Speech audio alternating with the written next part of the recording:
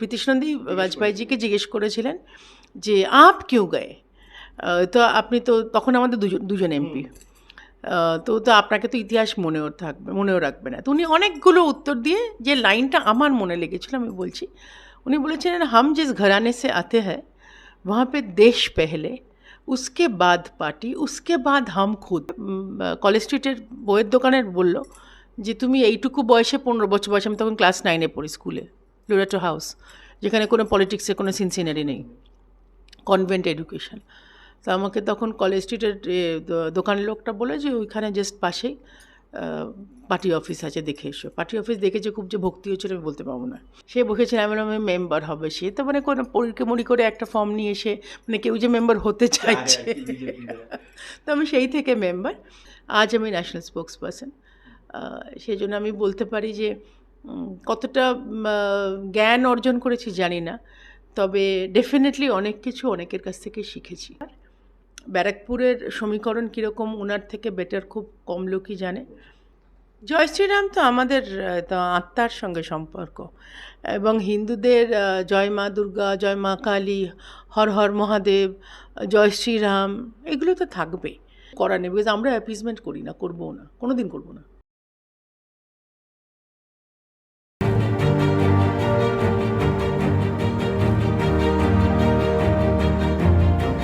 নমস্কার বন্ধুরা, এই মুহূর্তে আমি পৌঁছে গেছি রাজ্য বিজেপির অন্যতম মুখপাত্র শতরূপাদির কাছে। আমি শতরূপাদির সাথে কথা বলে বোঝার চেষ্টা করব প্রধানমন্ত্রী নরেন্দ্র মোদী তৃতীয়বারের জন্য প্রধানমন্ত্রী হিসেবে শপথ নিতে চলেছেন, তার অনুভূতিটা ঠিক এখন কী রকম। অন্যদিকে এত প্রচার সত্ত্বেও সমস্ত এক্সিট পোলকে ভুল প্রমাণিত করে কেন বিজেপি পশ্চিমবঙ্গে সেরকমভাবে দাগ কাটতে পারল না, অথবা 2019-এর ফলটাও ধরে রাখতে পারল না, এই সমস্ত প্রশ্ন আমি শতরূপাদিকে জিজ্ঞেস করব এবং তার উত্তর আপনাদের কাছে পৌঁছে দেব। আপনারা দেখতে থাকুন বেঙ্গল স্পিক্স টুডে। শতরূপাদি নমস্কার, কেমন আছেন বলুন? আছি, ঠিক আছি, একটু বিধ্বস্ত, টায়ার্ড, কিন্তু ঠিক আছি। মানে ভোটের প্রচার তো চলেছে, এতদিন ধরে করেছেন, তারপর এখন কি একটু মিক্সড ফিলিং? মানে একদিকে নরেন্দ্র মোদী আবার প্রধানমন্ত্রী, কিন্তু বাংলার ফল আশানুরূপ নয়। দেখো, এত সিম্পলি বলা যাবে না, তার কারণ আশা অনুরূপ তো সবসময় জীবন চলে না। কিন্তু হ্যাঁ, নরেন্দ্র মোদী এবং মানে ইতিহাসে প্রথম পশ্চিমবঙ্গ না, সারা ভারতবর্ষে নেহেরুর পরে, জওয়াহরলাল নেহেরুর পরে ফুল টার্ম এইবার থার্ড টাইম প্রাইম মিনিস্টার হচ্ছেন, তো ডেফিনেটলি গর্বের ব্যাপার। কিন্তু এটার অ্যানালিসিস আছে, এটা চিন্তাভাবনা করতে হবে। মানুষের রায় শিরোধার্য। সারা ভারতবর্ষে রায় আমাদের with single largest majority party, মানে সমস্ত অপোজিশন মিলেও আমাদের নম্বর ম্যাচ করতে পারবে না। কিন্তু আমরা আমাদের এক্সপেকটেশনে ন্যাচারালি একটু কমে গেছে, তাহলেও মানুষ যতটুকু দিয়েছে ততটুকু নিয়ে আমরা থার্ড টাইম আবার কাজ করে আবার মানুষের কাছে যাব। কিভাবে এলেন রাজনীতিতে? এটা বিশাল লম্বা স্টোরি, তুমি এতক্ষণ এইভাবে বলা যাবে, বুঝতে পারবে। আচ্ছা, 1986-এর আমি মেম্বার, এবং মানে আমার তখন 15 বছর বয়স, আই এম নাও 53। তো তখন বাজপেয়ীজি, ওই প্রীতিশনন্দী শো হতো একটা, তখন তো এত টেলিভিশন ছিল না, এবং বাজপেয়ীজি ইন্টারভিউ দিচ্ছেন after he came back from UN, এর জন্য ওটা কি রেফারেন্ডাম ছিল না, প্লেবিসাইটে, সরি ওটার জন্য, ওই সে মানে কাশ্মীর কার পাকিস্তানের। তো ওনাকে জিজ্ঞেস করেছিল, প্রীতিশনন্দী বাজপেয়ীজিকে জিজ্ঞেস করেছিলেন যে আপ কিউ গায়ে, তো আপনি তো তখন আমাদের দুজন এমপি, তো আপনাকে তো ইতিহাস মনেও রাখবে না। তো উনি অনেকগুলো উত্তর দিয়ে যে লাইনটা আমার মনে লেগেছিল আমি বলছি, উনি বলেছিলেন হাম জিস ঘরানে সে আতে হ্যায় वहाँ पे देश पहले उसके बाद पार्टी उसके बाद हम खुद। তো এই যে মানে ফিলসফিটা, যে প্রথমে দেশ তারপরে বাকি সব, এটা আমার ভীষণ মনে লেগেছিল। তো ন্যাচারালি তখন আমি আরও বইপত্র কিনে কলেজ স্ট্রিটে গেছিলাম বইপত্র কিনতে, অ্যাবাউট দ্য ম্যান, মানে অটল বিহারী বাজপেয়ীকে, বিজেপি তখন মানে সবে বিজেপি ফর্মড হয়েছে 1980-তে, ন্যাচারালি ডক্টর শ্যামাপ্রসাদ মুখার্জি, সব খুঁজতে গিয়ে তখন আমাকে কলেজ স্ট্রিটের বইয়ের দোকানের বলল যে তুমি এইটুকু বয়সে 15 বছর বয়সে, আমি তখন ক্লাস 9-এ পড়ি স্কুলে, লোরেটো হাউস, যেখানে কোনো পলিটিক্সের কোনো সিনসিনারি নেই, কনভেন্ট এডুকেশন। তো আমাকে তখন কলেজ স্ট্রিটের দোকানের লোকটা বলে যে ওইখানে জাস্ট পাশেই পার্টি অফিস আছে, দেখে এসো। পার্টি অফিস দেখেছে, খুব যে ভক্তি হচ্ছিল আমি বলতে পারবো না। তুমি দেখেছো আমাদের তখন সেরকম ছিল না ভক্তি হওয়ার না, মতো। 6 নম্বর মুরলীধর সেন লেন, হ্যাঁ, ওইটা। হ্যাঁ। তো এখানে আমার এখনও মনে আছে, ভোলা আমাদের তখন, মানে তারপরে চিনলাম তাকে, সে বসেছিল, আমি বললাম মেম্বার হবে। সে তো মানে কোনো পরীক্ষা করে একটা ফর্ম নিয়ে এসে, মানে কেউ যে মেম্বার হতে চাইছে, তো আমি সেই থেকে মেম্বার। তারপরে ন্যাচারালি 15 বছর বয়সে আমি যে রক্ষণশীল বাড়ির মেয়ে, পার্টি করার কোনো প্রশ্নই ছিল না। তো আমার ঠাকুরদাদা সবসময় বলতেন যে তুমি আইডিওলজিটা পড়ো, জানো, লেখো। তো এইটা আমি করতাম, কন্টিনিউয়াসলি করতাম। এবং 2009 সালে অ্যাক্টিভলি জয়েন করলাম, এবং আদবানিজির আশীর্বাদ পেয়েছি, বাজপেয়ীজির আশীর্বাদ পেয়েছি। 2011-এ রাহুল সিনহা তখন প্রেসিডেন্ট, 2009 থেকে উনি প্রেসিডেন্ট, 2011-এ আমাকে অপরচুনিটি দেওয়া হলো বালিগঞ্জ বিধানসভা লড়বার। এবং সেই সময় আমাদের না সংগঠন ছিল, না টাকা পয়সা ছিল। তো মানুষের কাছ থেকে প্র্যাকটিক্যালি টাকা তুলে, আমার মনে আছে আমাকে যে টাকাটা দেওয়া হয়েছিল আমার ওই 2 দিনেই বেরিয়ে গেছিলো, মানে পার্টি থেকে যে টাকাটা এসেছিলো। একটা হচ্ছে ভোটের দিন, পোলিং ডে, বোধহয় 6-7টা এজেন্ট বসাতে পেরেছিলাম, আর কাউন্টিং ডের দিন, মানে যে টাকাটা এসেছিলো সে ওই বিরিয়ানির প্যাকেট কিনতে কাউন্টিং এজেন্ট আর পোলিং এজেন্টকে, সেটাতেই বেরিয়ে গেছে, মানে এতটুকুই তখন। কিন্তু আমি আছি এবং আমি যাচ্ছি না কোথাও। আমি তখন থেকে পার্টি আছি, আমাকে বিভিন্ন লেভেলে আমাকে অর্গানাইজেশনে আমাকে ইউজ করা হয়েছে, দায়িত্ব দেওয়া হয়েছে, কাজ করেছি, শিখেছি, অনেক অনেক শিখেছি, এবং এখনও শিখছি। বিভিন্ন সিচুয়েশন আছে, বিভিন্ন রকম আসে। আজ আমি ন্যাশনাল স্পোক্স পারসন, সেই জন্য আমি বলতে পারি যে কতটা জ্ঞান অর্জন করেছি জানি না, তবে ডেফিনেটলি অনেক কিছু অনেকের কাছ থেকে শিখেছি, দেখেছি অনেক।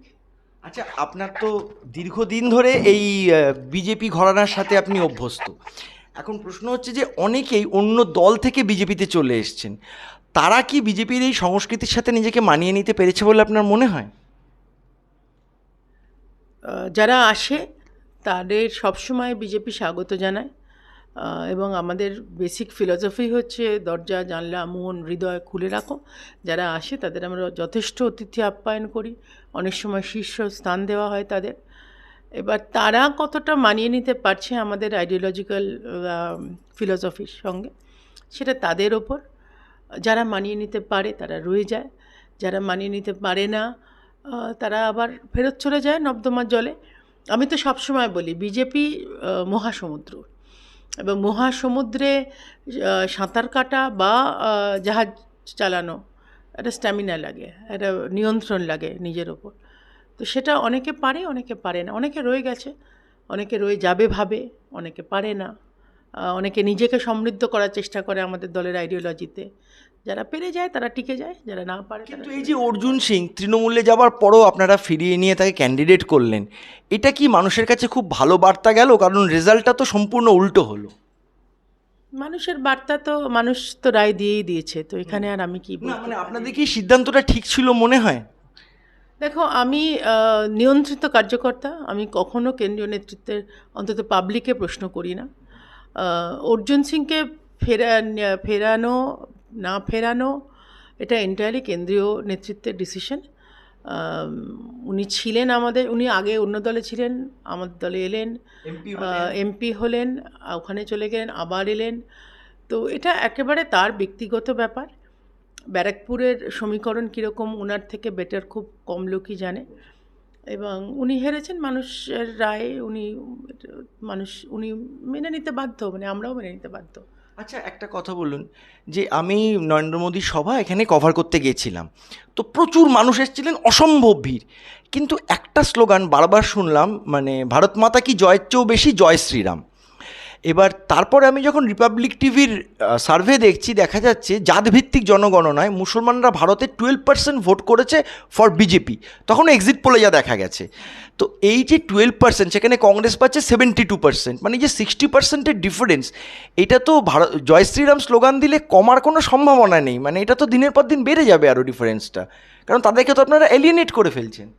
জয় শ্রীরাম তো আমাদের তো আত্মার সঙ্গে সম্পর্ক, এবং হিন্দুদের জয় মা দুর্গা, জয় মা কালী, হর হর মহাদেব, জয় শ্রীরাম, এগুলো তো থাকবে।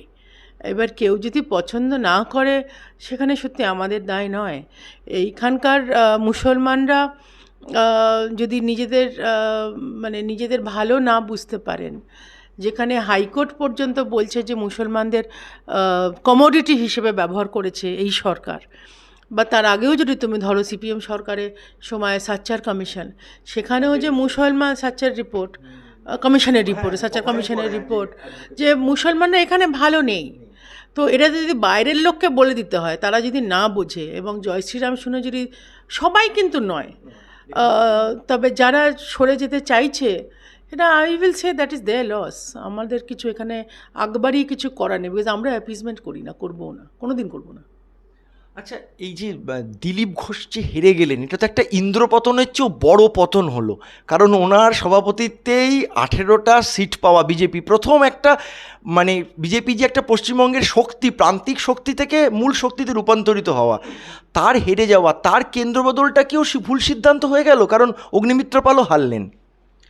দেখো, দিলীপদাকে মেদিনীপুর থেকে সরানো 3টে সিট নড়ে গেছে। দিলীপদার নিজের, মানে বর্ধমান দুর্গাপুর, এবং আসানসোলের তখন যেটা ছিল মানে আলুবালিয়াজি, এবং অগ্নিমিত্রা, 3টে সিটই নড়ে গেল আমাদের। তো এই ডিসিশনের উত্তর আমার পক্ষে দেওয়া সম্ভব না। এগুলো সব, যেহেতু উইয়ার এ ন্যাশনাল পার্টি, আমাদের এখানে কেন্দ্রীয় তরফ থেকে ডিসিশন আসে, কেন্দ্রীয় ডিসিশন নেয়, কেন্দ্রীয় নেতৃত্ব ডিসিশন নেয়। তো এটার প্রশ্ন করার অধিকারও আমার নেই, আমি এটা করিও না কখনো। তবে হ্যাঁ, দিলীপদার হারে একা আমি নই, প্রত্যেকেই আমরা দুঃখিত এবং আশাহিত। আমরা মানে দিলীপদা যে হারতে পারে, এটা he is an invincible person. তুমি যেটা বলছো একদম সত্যি কথা, যে দিলীপদার সময় ম্যাক্সিমাম আমাদের রাইজ হয়েছিল। তবে সেটা একা আবার দিলীপদার ক্রেডিট দিলে হবে না, তার কারণ এত বছরের একটা ফাউন্ডেশন তৈরি হয়েছিল, এতগুলো প্রেসিডেন্ট, এতগুলো অর্গানাইজেশন, তারা যে কিছুই করেনি একমাত্র, কারণ তপন সিকদার তো বহুদিন আগেই এমপি ছিলেন দমদমে। এক্স্যাক্টলি। এবং তপনদা শুধু মন্ত্রী, মানে এমপি ছিলেন না, মন্ত্রী ছিলেন। হ্যাঁ, তো জলু মুখার্জি এরা ছিল। হ্যাঁ, এবং তথাগত রায়ও গভর্নর হয়েছেন 2বার। তো সেই জন্য, যদিও দিলীপদাকে আমরা সবাই ভীষণ ভালোবাসি, আমি তো এটা বলেওছি অনেক জায়গায়, যে দিলীপ ঘোষ আমাদের জন্য একটা emotion, he is just not a নেতা, আমাদের জন্য হি ইজ অ্যান ইমোশন। তো সেই জন্য ওনাকে নিয়ে এটা সবারই আমরা একটু নড়ে গেছি, আমরা একটু আঘাত লেগেছে আমাদের সবারই। আচ্ছা, অনেকগুলো সিট খুব ক্লোজ গেছে, তাপস রায় তো মানে খুব ভালো ফাইট দিয়েছেন, কিন্তু ফাইনালি আর হলো না। কোথায় ভুল হলো মনে হয়? মানে ক্যান্ডিডেট সিলেকশন, নাকি প্রচার, কোথাও, নাকি লক্ষ্মীর ভাণ্ডারের কাছে পারলেন না লড়তে? দেখো, এইটা ভুল হয়েছে বলাটা এই মুহূর্তে একটু তাড়াহুড়ো হয়ে যাবে, কিন্তু ডেফিনেটলি কোথাও তো আমাদের খামতি ছিল।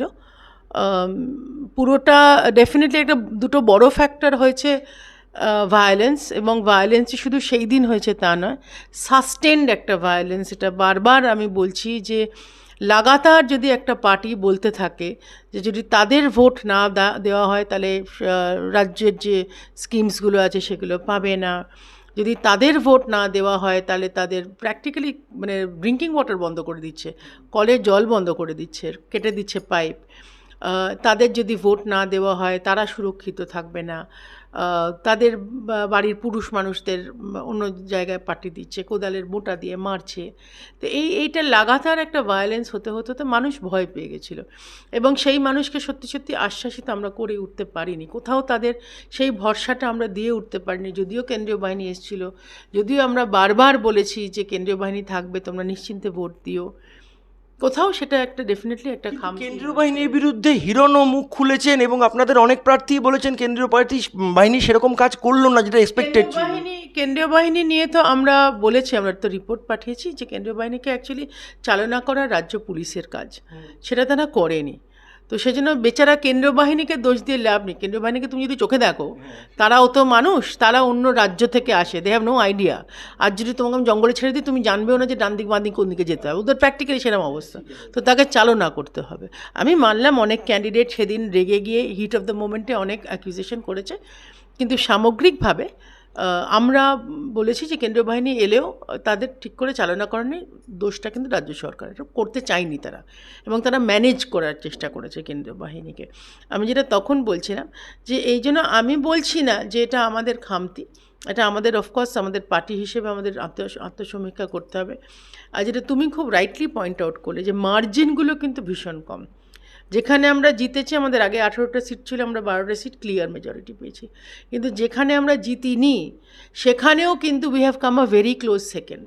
যেন মানুষের রায়, যে মানুষ আমাদের রায় দিতে পেরেছে, মানে এই ভয়টা অতিক্রম করে যারা আমাদের দিয়েছে, মানে ইনফ্যাক্ট শহর কলকাতার মধ্যে পর্যন্ত, সেখানেও আমি বলবো যে মানুষের রায় শিরোধার্য, যে আমরা হার মানছি না, আমরা এখানে থামছি না।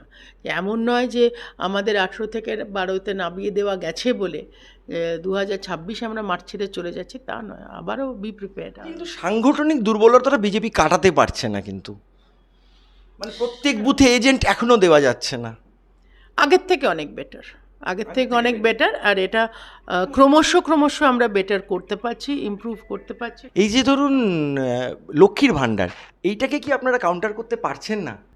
লক্ষ্মীর ভাণ্ডার এমনই একটা স্কিম যেটা মমতা ব্যানার্জি মাথা থেকে তার রাজত্বের 10 বছর পর বের করলো। মানে এটা একটা ইজি ওয়ে অফ, মানে এটা সান্ত্বনা দেওয়া, একটা কনসোলেশন প্রাইজ, যে তোমার বাড়িতে ইন্ডাস্ট্রি নেই, তোমার বাড়ির লোক চাকরি পাচ্ছে না, তোমার বাড়ির অর্ধেক লোক বাড়ির বাইরে, মানে রাজ্যের বাইরে, হ্যাঁ তোমাকে 500 টাকা দিয়ে দিলাম। এখন সেটা বাড়িয়ে 1500 টাকা করেছে। এটা একটা গরিব মানুষের পক্ষে বিশাল অ্যামাউন্ট। এবার আমরা কিন্তু বিভিন্ন রাজ্যে, মানে বিজেপির তরফ থেকে, বিজেপি চালিত রাজ্য যেগুলো, বিজেপির রাজ্য যেগুলো, স্টেট গভর্নমেন্টে যেখানে আমরা আছি, আমরা বিভিন্ন রকমভাবে আর্থিক স্বাবলম্বন করার, মানে self empowerment, economic self empowerment করার বিভিন্ন স্কিমস আমাদের আছে। সেগুলোকে আমরা অনুদান হিসেবে করি না, মানে এই দিয়ে দিলাম তারপরে কিছু মানে চড়ে খাও, এই ব্যাপারটা নেই। আমরা কাজের নিরিখে বিভিন্ন স্কিমসে মেয়েদের আর্থিক স্বাবলম্বন করবার জন্য বিভিন্ন রকম আছে আমাদের।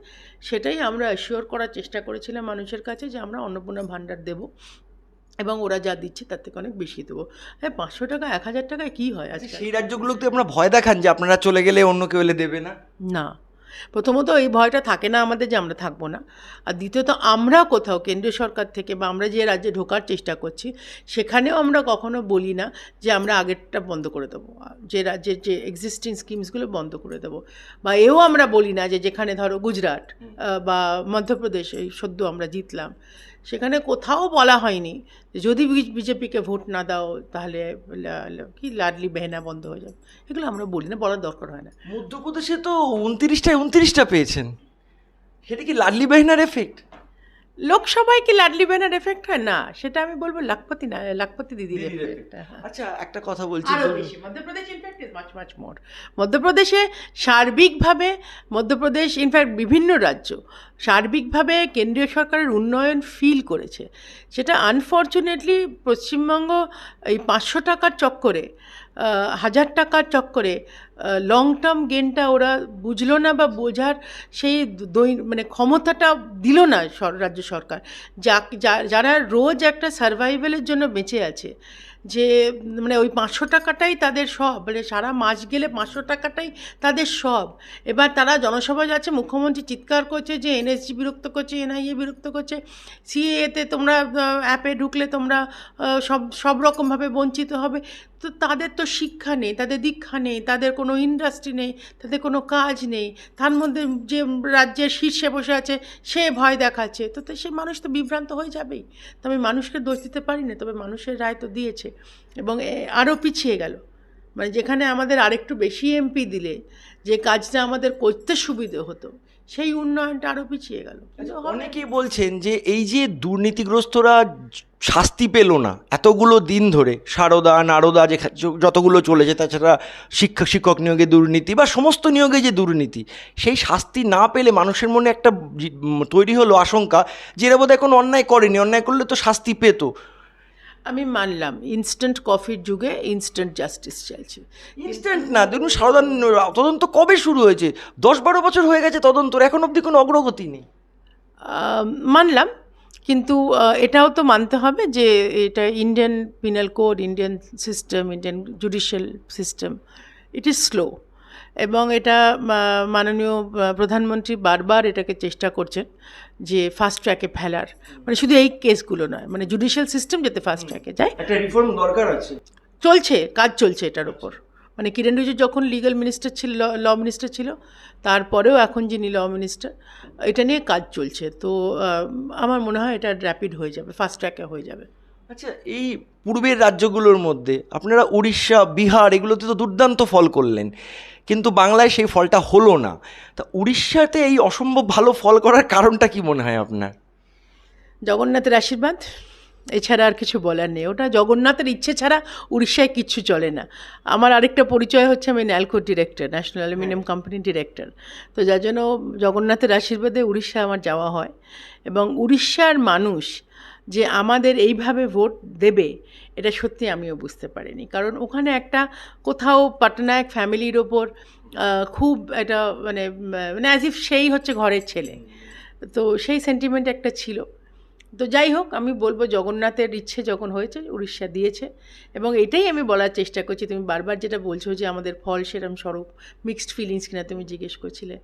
বিজেপি এমন দুটো রাজ্যে প্রথম ঢুকতে পেরেছে যে রাজ্য আগে কখনো আমাদের আশীর্বাদ করেনি, উড়িষ্যা, অন্ধ্রপ্রদেশ এবং কেরলে একটা এমপি পেয়েছে। কেরলে একটা এমপি, মানে কেরলের মতন জায়গায় যেখানে দৈনন্দিন আরএসএসের লোকজন খুন হয়, এবং কেরল যদিও গড জোন কান্ট্রি বলা হয়, কেরলটাই লাস্ট সিপিএম ব্যাস্টিয়ন ছিল, সেইখানে পদ্মফুল ফুটলো। তো ঠিক আছে, 18 থেকে কম হয়েছে, আমাদের 12টা হয়েছে, 6টা পদ্মফুল না হয় আবার পরে ফুটবে, আরও বেশি ফুটবে। আচ্ছা, একটা ইন্টারেস্টিং প্রশ্ন করি, অযোধ্যাতে হারের কারণটা কি? এটা ভীষণ সিরিয়াস কোয়েশ্চেন, এবং এটা আমাদের ডেফিনেটলি আত্মসমীক্ষা করতে হবে। বিকজ আমি একটু আগেই আরেকটা চ্যানেলকে বলছিলাম যে ইউপিতে, উত্তরপ্রদেশে 80টা সিট কমে যাওয়া is a cause of concern. এটা কোনো রকম কোনো দ্বিধা নেই। তো সেই জন্য আমার মনে হয় আজকের দিনটা যেতে দাও, ক্যাবিনেট সোয়ারিং ইন হোক, প্রাইম মিনিস্টারের সোয়ারিং ইন হোক। ইউপি বিজেপি হচ্ছে যথেষ্ট কেপেবল, কেন্দ্রীয় নেতৃত্ব ইনভলভড হবে, আত্মসমীক্ষা হবে, কি হয়েছিল, কেন হয়েছিল, ভুল ক্যান্ডিডেট কিনা, গ্রাউন্ড লেভেলে কোনো ফিডব্যাক আছে কিনা, we will look into this. এটা আমরা কিন্তু আবার যেটা দেখো, যেটা ইন্টারেস্টিং ফ্যাক্ট হচ্ছে যে বিজেপি কিন্তু কোথাও ইভিএম নিয়ে নালিশ করেনি। যাহা ওই 80টা সিটে ইভিএম চলছিল না, আমরা এরম বলি না, বা 80টা সিটে মারধর করে এই কেন ভোট দাওনি, দিয়ে দাও, এরম আমরা করি না। যদিও ওখানে বুলডোজার চলে, মানে যোগী আদিত্যনাথ থাকা সত্ত্বেও আমরা কোনো ভয় দেখিয়ে ভোটগুলো নিই না। এটা আমাদের একটা ক্যারেক্টারিস্টিক। অনেক রাজ্য আমাদের বিরূপ রায় দিয়েছে, এখানে নয়। বিধানসভার সময় আমরা কিন্তু কখনো তাদের সঙ্গে লড়তে যাইনি যে কেন দাওনি বা এটা বঞ্চিত হবে, ওটা সে, উই ডোন্ট ডু দ্যাট। তো এইখানে বিজেপির সঙ্গে অন্য কোনো পার্টির তফাৎ যে আমরা ইনস্ট্যান্ট, মানে যত তাড়াতাড়ি সম্ভব নিজেদের আত্মসমীক্ষা করি, নিজেদের ভুল দেখার চেষ্টা করি, নিজেদের কোথায় খামতি ছিল। আমরা সব সময় বলি মানুষের রায়, যা রায় দিক সেটা আমাদের শিরোধার্য, আমরা আমাদের শুধরবো, আমরা চেষ্টা করব মানুষের কাছে আরও কিভাবে তাড়াতাড়ি যাওয়া যায়, কিভাবে আরও এফেক্টিভলি যাওয়া যায়। শেষ প্রশ্ন, খুব কি ডিমোরালাইজড নাকি এখনো আত্মপ্রত্যয়ী? আমি 1986-এর মেম্বার, অনেক উতরচড়াও দেখেছি, সেই জন্য ডিমোরালাইজ নয়, ন্যাচারালি কিছুটা তো অ্যাফেক্টেড হই, সাময়িক সেটা হয়েছে। কালকে যেরকম আমি যতটা এনথুজিয়াস্টিকলি কথা বলি টেলিভিশনে, সন্ধেবেলার একটা শোতে একটু কম কথা বলেছি, মানে অ্যাঙ্কাররাও জিজ্ঞেস করেছে যে কম কথা বলছো কিন্তু তার মধ্যে যতটুকু বলেছি ততটুকু মন প্রাণ খুলে বলেছি, এই জন্য ডিমোরালাইজড নয়। তবে আবারও আমি বলছি, বিজেপি ইজ আ পার্টি যে কখনোই মানে ওই যা হয়েছে বেশ হয়েছে, মানুষের দোষ, এর দোষ, তার দোষ, আমরা দোষ খোঁজার থেকে আমরা নিজেদের মধ্যে উই লুক ইনসাইড, আমাদের ইন্ট্রোস্পেকশন আমরা করি, অর্গানাইজেশনাল ডিব্রিফিং হয়, চিন্তাভাবনা করা হয় যে আরও কীভাবে আমরা মানুষের কাছে যেতে পারি। আর আরেকটা জিনিস আমি যেটা বারবার বলি, that we are a very responsive party, responsive government, মানে আমরা রেসপন্ড করি, মানুষের দরকার, মানুষের চাহিদা, মানুষ কি চাইছে সেটাতে আমরা রেসপন্ড করি। তো সেই রেসপন্সে কোথাও কি কোনো মিসকমিউনিকেশন হয়ে গেছে, এগুলো আমরা দেখার চেষ্টা করি।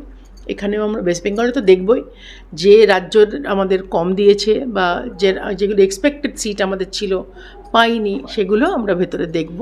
কিন্তু আবারও আমি বলবো যে ইতিহাস সাক্ষী থাকবে যে তৃতীয়বার নরেন্দ্র দামোদর দাস মোদি 8 তারিখে সোয়ারিং ইন করবেন। হ্যাঁ, অ্যালায়েন্স থাকবে, কিন্তু সে অ্যালায়েন্স নিয়ে চলবার ক্ষমতাও, বাজপেয়ীজির পথে চলার ক্ষমতাও নরেন্দ্র দামোদর দাস মোদির আছে।